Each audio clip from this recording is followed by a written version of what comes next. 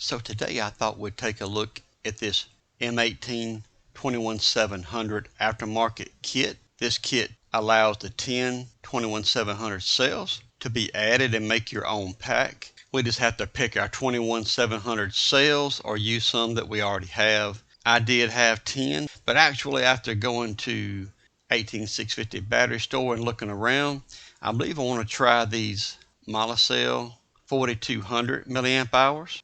Since they're 45 amp rating and they're really good price, and since these are different cells than actually come with the Milwaukee 8 amp hour pack from the factory, I want to try these and possibly even get them to torque test channel and see how it tests for them. And it may not be any better, and I guess it could possibly be worse, being the aftermarket board and a little bit thinner nickel strips. But this is a quick look at the data for the Molicel cells. And of course we get a little price break when we order 10. So when these come in, we'll just put this battery pack together and see how it turns out. Back now, these did ship really quick, so I got these in a couple days. They always package their batteries really well. Comes with a little safety sheet. Always good to respect lithium cells, as we talk about a lot on this channel. Here's a lot of your safety information here if you want to pause it and look over it. Lots of good advice on there, of course. Let's have a look at some of these cells. The first time I've used the Molicel, but they look really nice. So this is what the kit looks like. It is a little bit different from the Milwaukee genuine pack. This is going to be our plus starting here, so we'll go ahead and put these two in. We know this will be a strip up to the plus as designated on the board, as well as the top of the case itself here, as you can see. If you do question it, that's going to start your plus. Then of course we're going to alternate like so. So of course we are 2P or 2 in parallel, and then 5S or 5 in series. So it's going to look like this: plus minus plus minus plus when viewed from this side. This is our little thin strips that they give us. Two of these are actually alike. We got two of these that are different, so we got to figure out where these go. No real instructions with this kit, but it's pretty easy to figure out. Then we got these strips here that I see you got you're gonna have your plus and your minus, so that's pretty easy. So these are alike too. This goes something like that. So that's easy enough. Go ahead and put a couple more in here. We'll just keep alternating like so. So we're gonna put our strip on here, and then we're gonna put the square that does the 4, that puts those in series like so, and then the other 4 will be the same way beside it. Just like to look at the board here and make sure that the little monitoring tab or post will go to the right spot on the board when we go to solder that on later. Going to bring over this spot welder. I've used this spot welder several times on this channel. It's a very good spot welder for the price. Going to hook up my little pack monitoring meter here. Just in case you don't know, this will beep if I get down to 2.7 volts. So I have it selected or set for 2.7 volts per cell. We're going to cut the board on.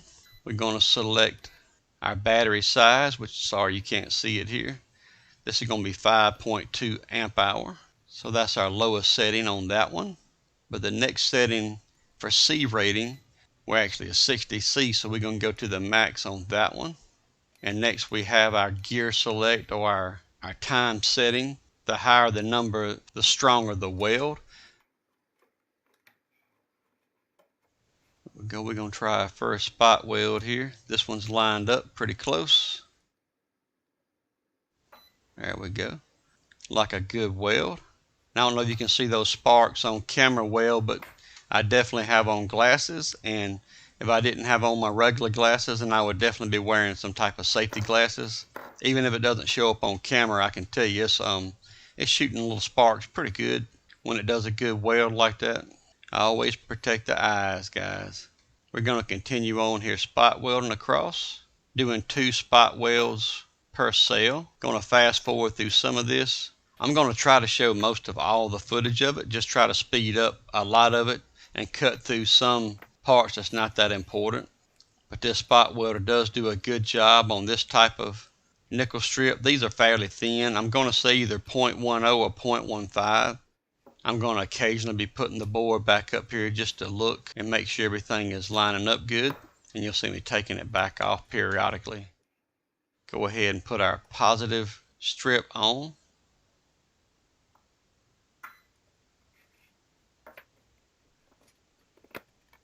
Yep, I think that's going to be just fine.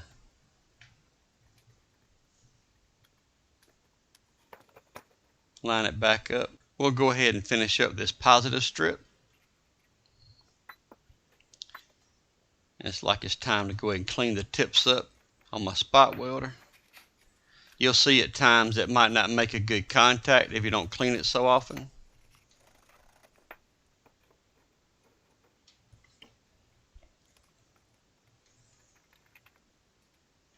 So you see we have our positive, and at the bottom be negative, and it's going to jump over the square with 4 contacts. It's going to be like so on the bottom, and then it's going to be another one with 4. And then of course at the end we're going to have our minus on the bottom that's going to come up and make our minus connection. We'll see that later, but we have all our cells in.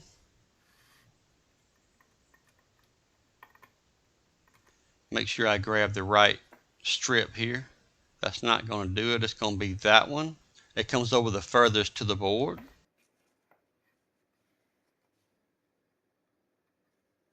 And then I think these two are the same, so it's this one and the one almost across. Yeah, they are the same. So either one of these, one's going to go over here, and then we're going to use one here. Seems to be a pretty easy kit to deal with, really. So far I really like it. It's been kind of fun to work with. One thing you can't really see here is I'm lining up my cell where I can actually see the data on the bottom. I'm just trying to roll them around so you can actually read what cells are in it. Just going to go ahead and spot weld all these 4.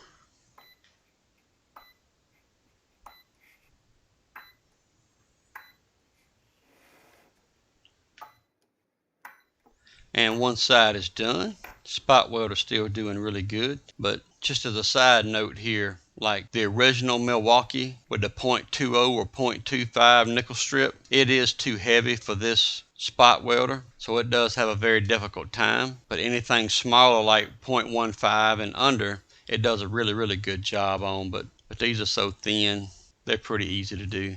And matter of fact, they're so thin, I'm probably going to go back and add some strips to it. I have some 0.15 strip, and sometimes I'll come back and add strips if I find that it's needed or think that it's needed. So there we go. All that looks good. Go ahead and make sure I have my right layout for the strips on this side. Yep, that one goes there like so. Of course, then this one, the one that's just like the one across from it nearly. Yep, goes there. Then we're going to have the strip that's our main negative back to the battery terminal, like so. Yep, easy enough. Let's go ahead and put this one on.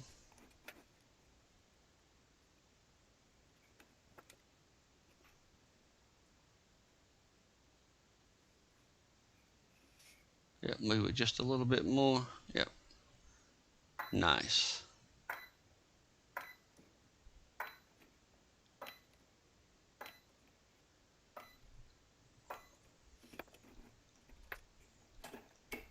Very good. Then our next 4x square, like so.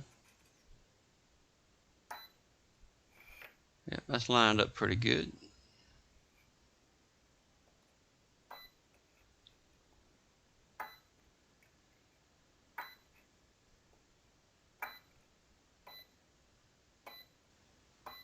There we go. Now what we have left is the negative strip.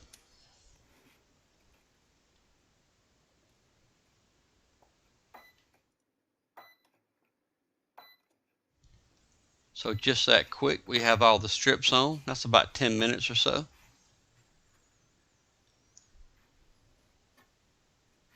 Slide our board on and get everything lined up. I'm going to use the tweezers here to line up and get the tips inserted. There we go. I'm going to have to insert something under here so I can push down to spot weld this positive tab on.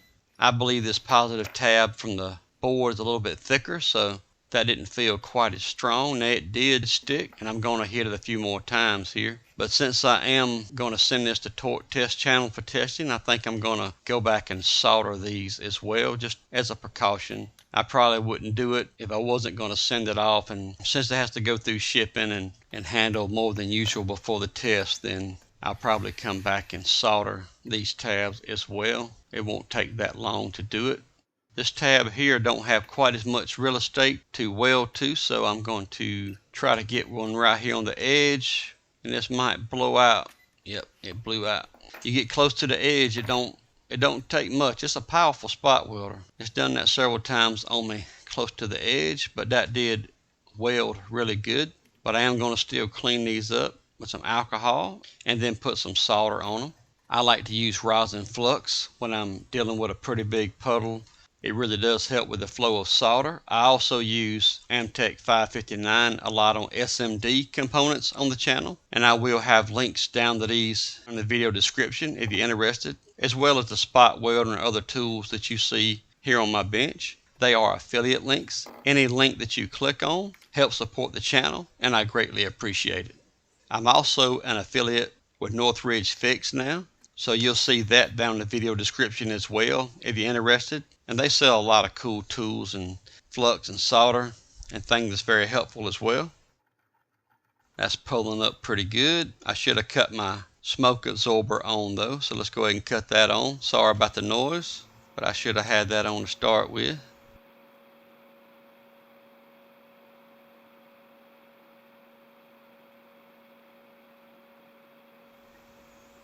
There we go. That's pulling up in between them very well. We'll do the same thing with the positive side.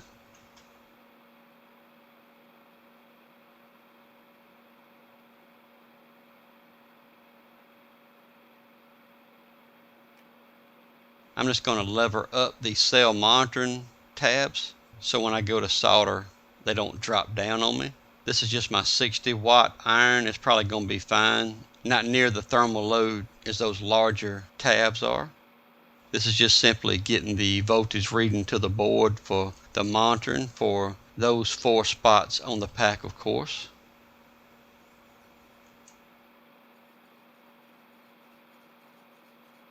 It's one side down. Let's get the other side. Same thing here. I'm just going to wedge it up so it don't slide down on me. And the last one.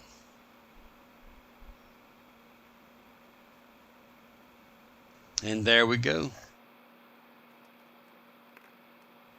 And half charged. Awesome. I just feel like that's going to be better. A little bit of insurance there that this don't just pop a loose on us if it gets dropped or something of that nature.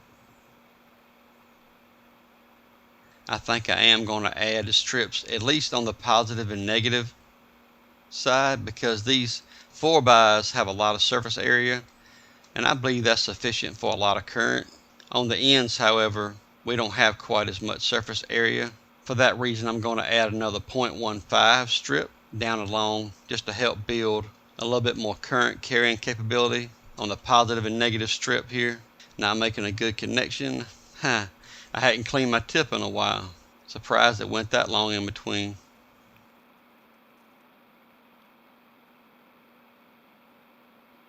Let's try it again.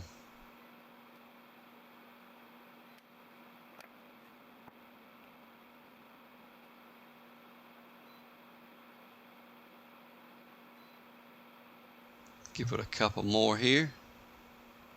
Yeah, that's going to help a good bit there. Handle current.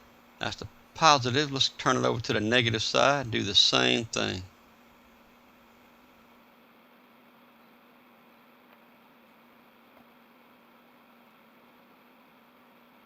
Put a few more down through here. Yeah, I like it. I do know these aftermarket boards aren't quite as strong on the contacts for the connector, but I haven't had an issue with one yet. Hopefully we don't. I'm pretty impressed with the quality of this case because it even has the rubber mold on the bottom. I don't even know if you can tell that the bottom's rubberized or not, but I was kind of surprised. A lot of them you see don't have that, but this case is really similar to the case that I shared of the fake M18 battery that I got off Amazon. It was also an 8 amp hour, and I think I'm going to send it the torque test channel as well because it's actually a pretty good fake just to see how well it holds up if they have time to test it.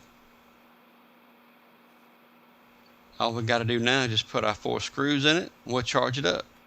I'm probably going to take these screws back out of it honestly because I think I want to look at the balance of the cells after we load test it and after we recharge it, but we'll see. This battery does have a little rattle to it. We could add a little bit of filler tape, something, maybe even some little strips of heat shrink, something of that nature to get some of that rattle out of it, but it definitely does have some rattle. Seems to be charging fine. We'll come back when it's full and we'll put it through a load test. So back now fully charged. All is well. Let's go ahead and hook it up to the load tester. I got everything cleared out. Well, everything but the time. We have, what's that, 1 hour 44 from last time. It's fine. I'll just deduct that off. I'll be surprised if we get even 8 amp hours out of it because as was shown on their data sheet, they pretty much saying 4.2 volts down to 2.5 for their discharge cutoff voltage. And I'm not taking this one down past 2.7. I just usually don't go past 2.7. So this one being 13.5 for a cutoff is about 2.7 per cell. And we're not fully at 4.2. We're at like 4. Probably 1.5, probably average each. I'm going to put this on 4 amp draw, and so probably a couple more hours and we'll be really close to being completed. We'll go ahead and start adding some time to this, and our milliamp hours is counting up. Back now we're complete, and yeah, it took just a little under 2 hours from where it was at on time. And yeah, it's almost 7,900 milliamp hours. So it probably is really close to 8.4 if you were to go fully to 4.2 and down to around 2.5 per cell. So pretty happy with that. I think these cells are going to test pretty well. I do want to remove the screws right quick and let's do a balance check across the cells. Because of course we pulled it down straight off the plus and minus and no other balancing on these cells. So we have pulled down to 13.5, but right at 14 volts now.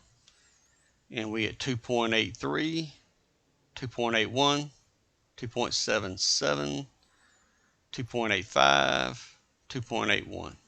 So yeah, that's not terrible. That's all right. It comes with 2 little screws to put in the board, like so. I'm just going to put the top back on it and charge it, and we'll check the balance of it one more time before the end of the video.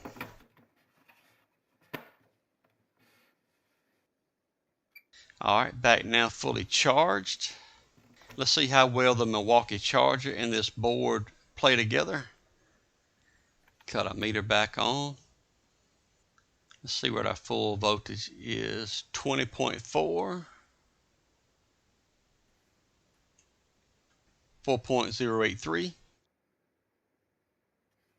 4.083, 4.083, 4.084, and 4.082. Wow, that's really good. So between the charger and the board, they really did balance out nicely. I'm going to put this battery through a few little tests myself, and I might show it in the Beast update video. The video where I do show giving the LiPo Beast battery another try. So I'll have that video linked at the end of this video as well, if you're interested in it. So all in all, this is a very fun build. I mean, the kit, well worth the $25 for me. I got about 50 bucks in the sale, so for about the price of a fake battery complete, I really got to put my own higher end Molicel 4200 milliamp hour cells in it. And I really enjoy building the packs. The spot welder is really fun to use and does a really good job. So I hope you found this video helpful or at least interesting. If you did, please like, share, subscribe. Don't forget to check out the links down in the video description. Thanks for watching, and God bless.